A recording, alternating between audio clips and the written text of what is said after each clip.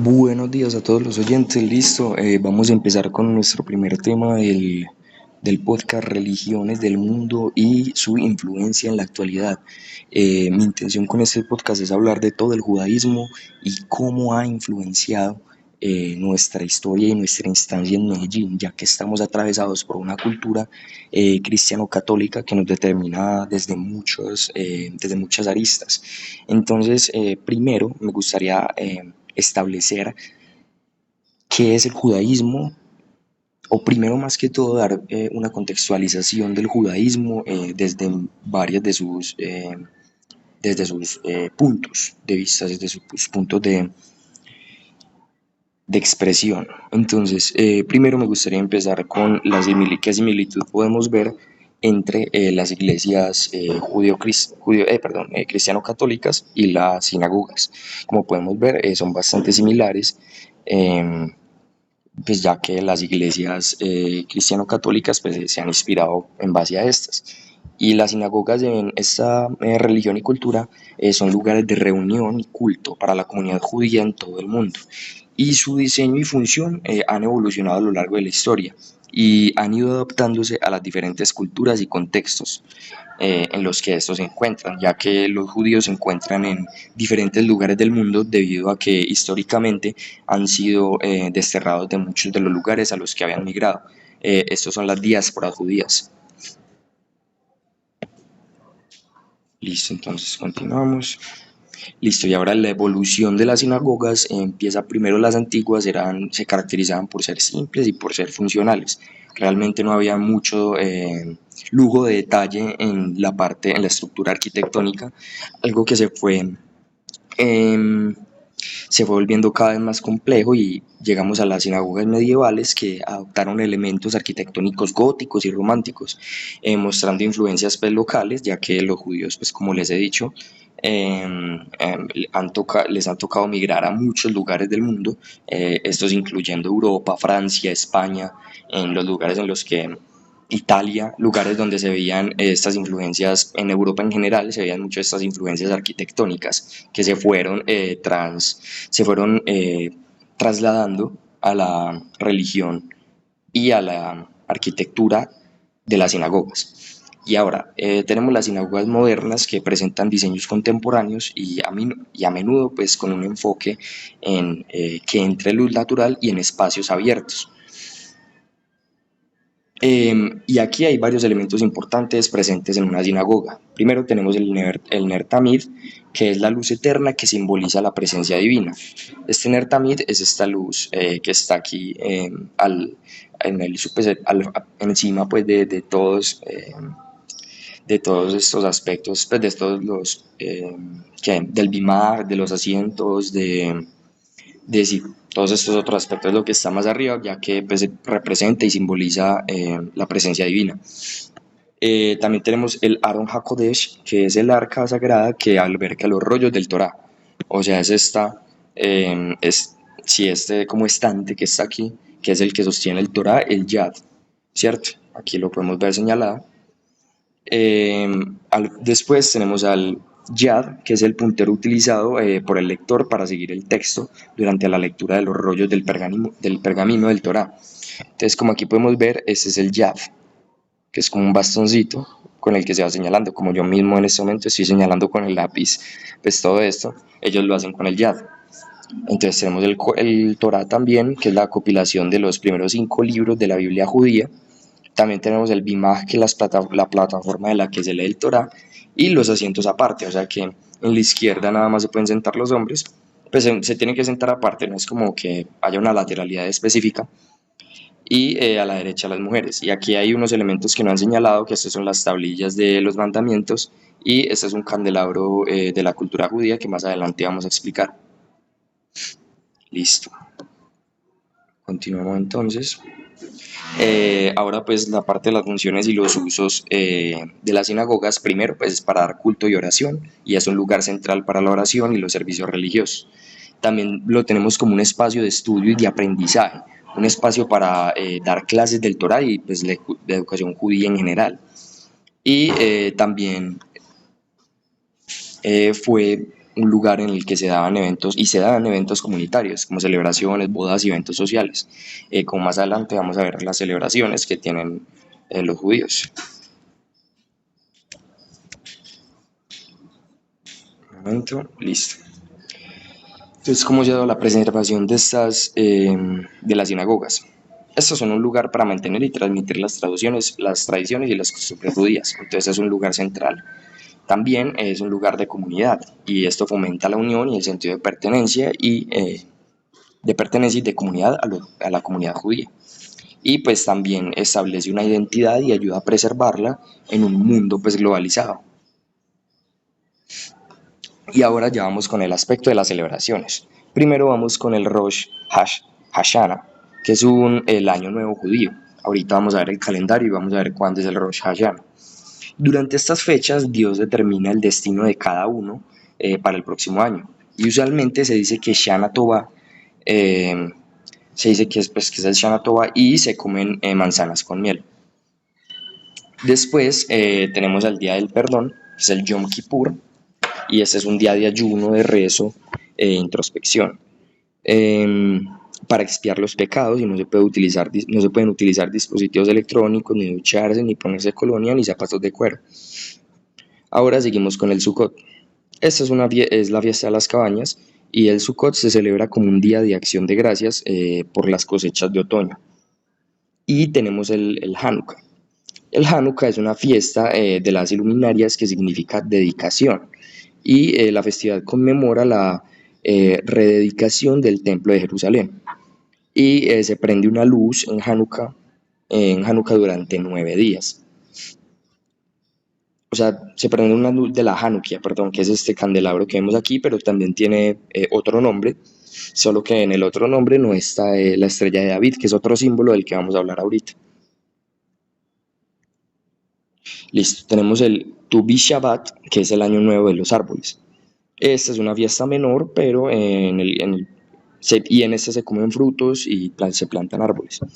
También tenemos el Purim, que es el carnaval judío, y este conmemora a la reina Esther y usualmente se toma vino, se usan máscaras coloridas y se visten con trajes y realizan obras de teatro de Purim. También tenemos el Pesaj.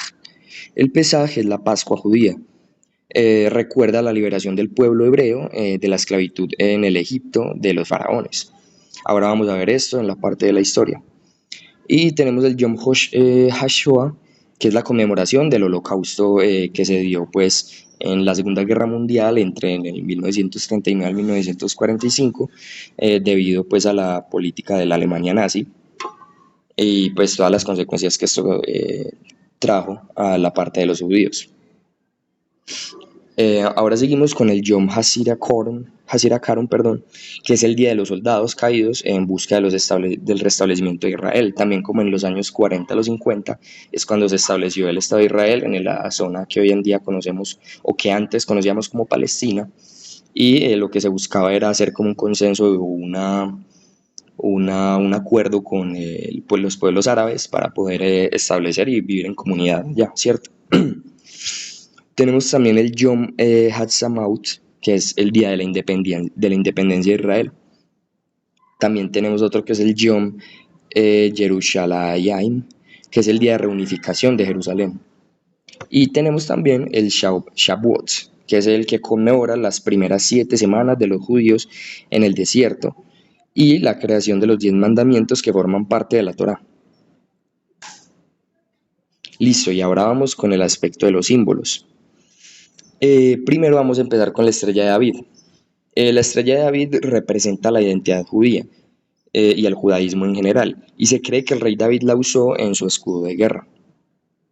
Después seguimos con el candelabro que yo les decía, la menora, que es el candelabro ritual que tiene 7 brazos y que se instaló en el templo en la antigüedad. Como podemos ver aquí, esto tiene un aspecto simbólico en la parte del equilibrio. Tenemos que en el centro está el pilar del equilibrio y después vamos en la izquierda el pilar de la severidad y en la derecha el pilar de la misericordia. Y esto representa un mundo unificado, que es una de las cosas que buscan los judíos, que lo vamos a ver al final. También tenemos el Torá, que tiene los 5 libros del Pentateuco y es el libro o el texto por excelencia de los judíos. También tenemos el Shabbat, que el Shabbat no es un símbolo en sí, sino que es una festividad que también pues lo debería haber involucrado en la parte de celebraciones, pero me parece más pertinente aquí en la parte de símbolos, ya que pues como que este tiene un significado pues que dice que en este día se tiene que descansar. Y en esta felicidad se celebra con velas, panes trenzados y una copa de vino. Ya seguiríamos con el racimo de uvas, y esto representa la prosperidad y la riqueza de la tierra que Dios dio a su pueblo. También tenemos el mesusa, que es un pequeño pergamino con versos del Torá colocado en las puertas de los hogares judíos como recordatorios de la fe. Quito esto. Uy, se salió. Ya. Listo, seguimos con el árbol del árbol de la vida, o tenía otro nombre, y ahorita me acuerdo, digo, que representa la sabiduría, la vida, la conexión con Dios, en la traducción judía, perdón. Ya seguimos con el Chai, que es una palabra hebrea que significa vida, y esta simboliza la bendición y la suerte y la protección. Me estoy viendo. Listo. Seguimos con el Hamza. ¿Qué es el Hamza? El Hamza es este amuleto que pues, a veces uno puede ver en varios lugares pues, que venden como llaveros y cositas, que es un amuleto con forma de mano que se cree que protege contra el mal de ojo y trae buena suerte. Es como una especie de talismán, se podría decir. También tenemos el shofar, que es un cuerno de carnero que es utilizado en Rosh Hashanah y Yom Kippur, que son dos celebraciones judías para llamar a la reflexión y el arrepentimiento. Ya tenemos la tabla de los 10 mandamientos, que es la representación de la alianza de Dios con el pueblo judío y es la base de su ley divina. Y tenemos el kippah también, que eso es un pequeño gorro usado por los hombres judíos como símbolo de respeto y reverencia a Dios. Ahora continuamos con el aspecto de los símbolos. Tenemos el mikveh, que es un baño ritual utilizado para la purificación. La lógica que en algunas veces se ha hablado en algunas religiones que el agua simboliza purificación y sumergirse en ella significa purificarse. Purificación espiritual en diversas ocasiones dentro del judaísmo. Y también tenemos el Hanukkah. El Hanukkah también es una festividad, pero me pareció también más pertinente ponerlo en símbolos. Y esta es la fiesta de las luces que conmemora la victoria de los macabeos y la purificación del templo, simbolizada por la Hanukkah, que es el candelabro de 9 brazos. Sino que la diferencia entre la Hanukkah, que es el candelabro que es de 9 brazos, y el candelabro que se llama menora, es que este es de 7 y este es de 9. Listo. Ahora vamos a hablar de los representantes en el mundo judío. Pues no existe como una jerarquía formal ni un representante universal, digamos como el Papa en el cristianismo. Existe pues como esta estructura. Primero tenemos al rabino, que es el líder espiritual y el guía en la interpretación del Torah y del Talmud. El Talmud es otro texto súper importante pues del judaísmo. También tenemos al Sanedrín, que esta era como una asamblea de jueces y sabios que ejercían el liderazgo religioso y legal de la comunidad. En el momento pues en el que Israel pues también y todos estos pueblos judíos, sus pueblos eran teocráticos. Después seguimos que hay algunos líderes de organizaciones judías que pues digamos actualmente como el Congreso Mundial Judío Mundial y representa a la comunidad en diálogos internacionales, y la Liga Antidifamación, que combate el antisemitismo. ¿Y cómo se estructura una familia judía? Pues primero, el judaísmo es una religión del hogar, no del templo específicamente, y su tradición religiosa como el Shabbat, festividades, pues ahí está el Shabbat, festividades y Yom Kippur y todas esas, ¿cierto? Ellos pues tienen una educación en el Torah y por el amor al conocimiento en general. Y sus roles familiares en los que tenemos el padre, que es espiritual, y la madre, que es como la figura espiritual, y la madre, que es la figura pues, de hogar y de tradiciones. Su comunidad pues está condensada en la sinagoga y en la vida comunitaria, Y en la parte de sus valores tienen como muy presente la preservación cultural y el respeto por los rituales. El judaísmo tiene 7 principios fundamentales. Primero, como decía al principio, es un monoteísmo, es una ciencia que tiene un Dios, es una creencia, perdón, que tiene un Dios todopoderoso. Eh, También tiene el kasher, que son como unas leyes dialécticas para la pureza espiritual. El Shabbat ya lo mencioné ahorita. Tenemos el Brit Milá, que es un pacto con Dios mediante la circuncisión. El Mitzvot, que son 613 preceptos que guían la vida judía. También tenemos el Sedaka, que es la caridad como obligación moral y espiritual. También tenemos el Pesaj, que es como la celebración de la libertad y la revelación espiritual. Después de ver estos 7 principios fundamentales, ahora vamos a abarcar la parte de la historia.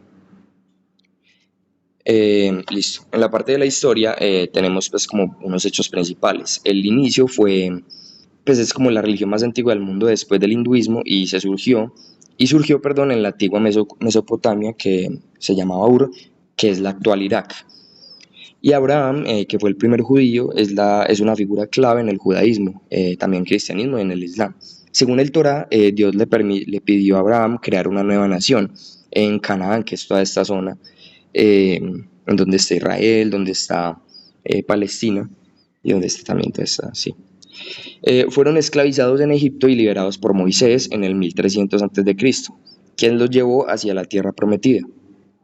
Y bajo el mando de los reyes judíos como David y Salomón, se construyó el templo de Salomón en Jerusalén.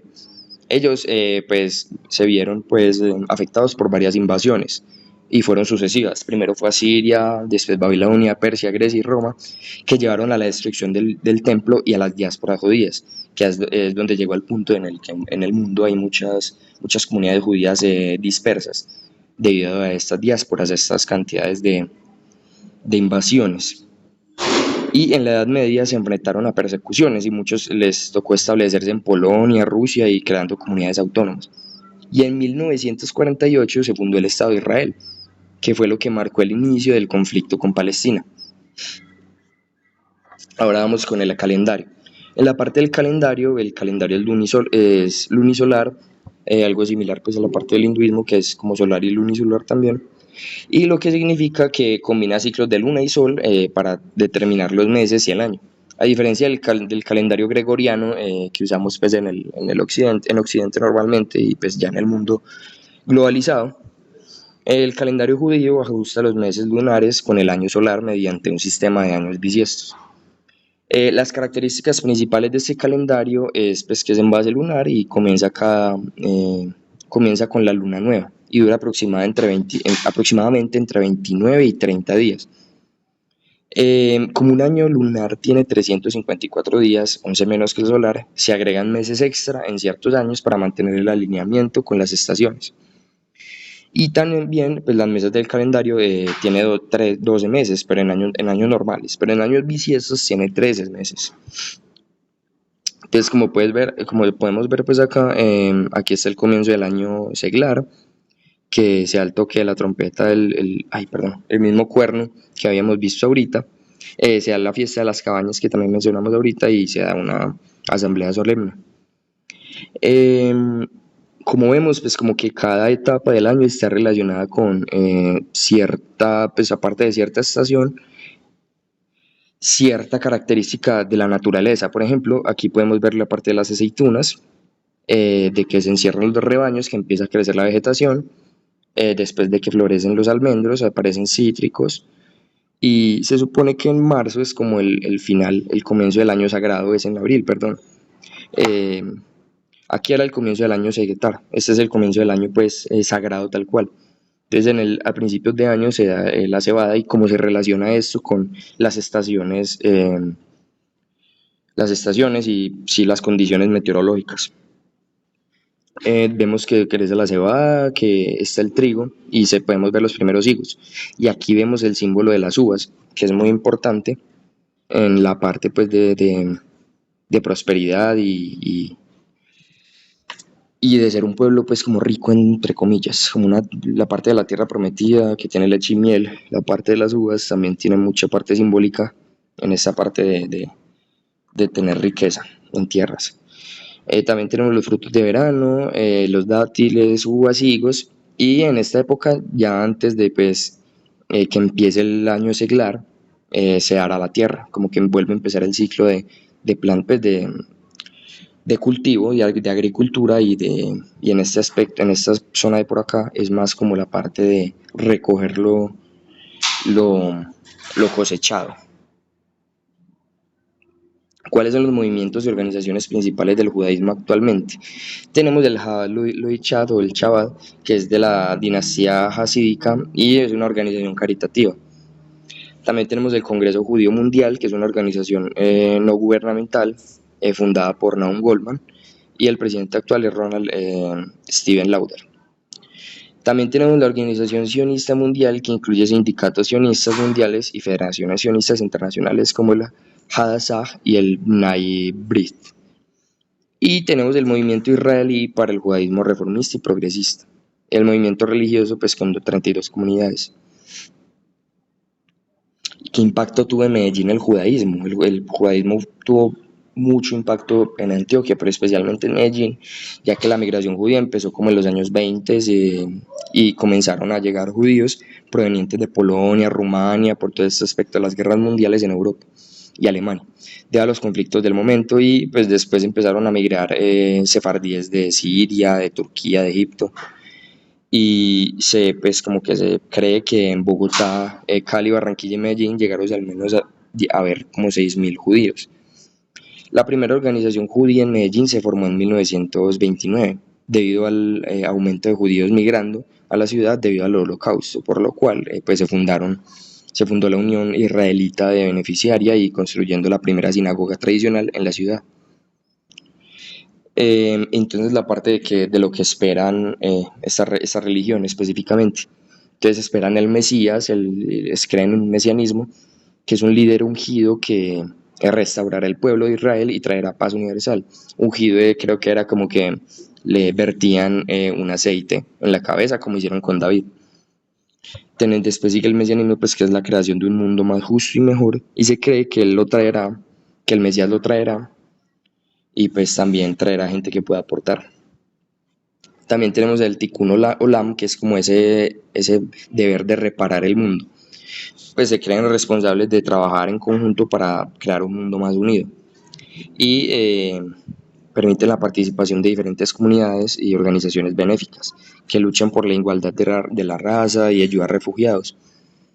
Y también tenemos la integración a la sociedad moderna, que esperan poder integrarse a las sociedades donde viven plenamente sin dejar sus tradiciones, que es muy importante pues en este aspecto que mencioné al principio de las sinagogas, mantener pues como esa identidad religiosa y cultural.